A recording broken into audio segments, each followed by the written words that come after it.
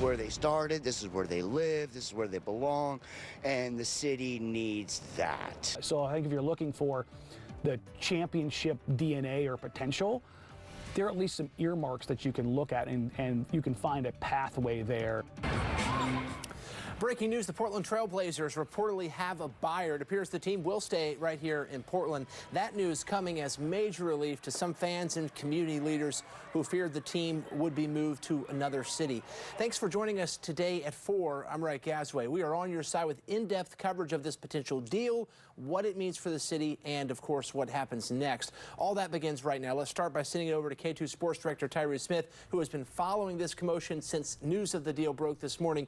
And, Tyree, what can you tell us about the sale and the man behind it? Well, my friends, baby, there's a buyer. The Portland Trail Blazers are under new ownership, according to senior insider, NBA insider Shams Charania. NHL Carolina's owner, Tom Dundon, he's agreed to buy the Portland Trail Blazers from the estate of Paul G. Allen for a valuation of over $4 billion. And I just want to calm everyone's nerves for a second and tell you the latest on what we know about this deal. Here's what we got. The deal is worth over $4 billion. Now, that's according to ESPN. CNBC earlier this year valued the Trail Blazers at $3.6 billion, and in March, the Boston Celtics sold for about $6.1 billion. A spokesperson for the Carolina Hurricanes said owner Tom Dundon was excited about the opportunity to buy the Trail Blazers. And a report for Sportico says that Dundon intends to keep the team in Portland. The NBA Board of Governors has to ratify any final purchase agreement.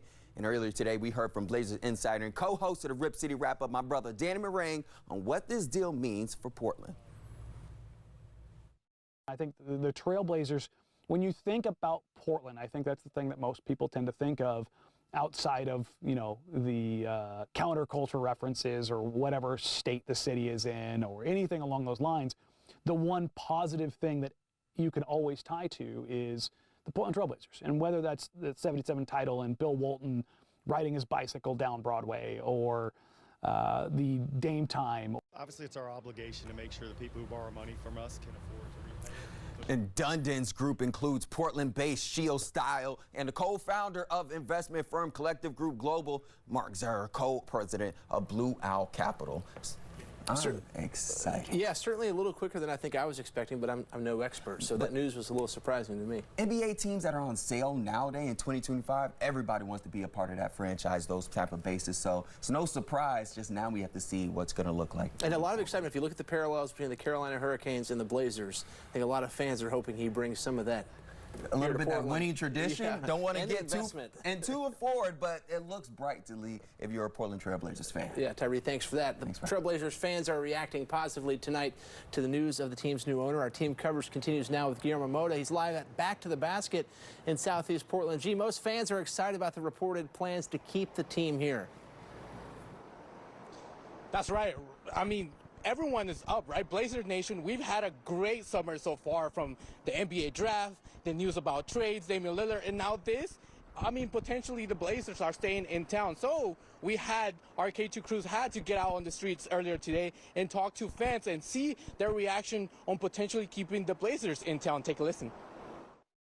I mean, I think about the Seattle Supersonics and how the team that bought them, however many years ago that was, and moved them to Oklahoma City, and they're still without a team all these years later. And I think that the Portland needs a professional sports team, especially basketball, and I think it would have been really disappointing if a new ownership group wasn't going to keep them in town.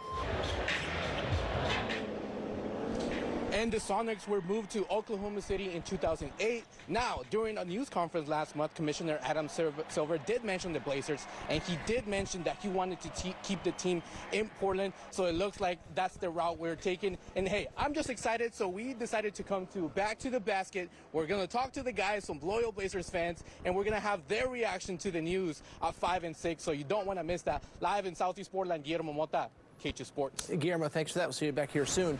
We know many Blazers fans are dying to know what Damian Lillard thinks about the potential sale. We did reach out to the team as soon as the deal was announced this morning. We've not heard back. We will bring you the team's response and Lillard's response as soon as we get it. Portland Mayor Keith Wilson sent us this statement saying, in part, we are committed to working with new ownership as this deal is finalized to continue to fill the Moda Center with fans, enthusiasm, and pride. The Blazers' legacy and strength have always been firmly rooted in public-private partnership, and that legacy continues today. Now it's your turn. It's been a busy day in our newsroom and online as well. A few of the comments we're getting coming from fans on Twitter, and you can read them here as we scroll through. Again, Katu's complete team coverage of this sale and what it means for the Blazers and their home city. Stick with us throughout the evening for the latest developments and reactions, and of course we'll bring you any updates as we get them throughout the hour right here on Katu News at 4.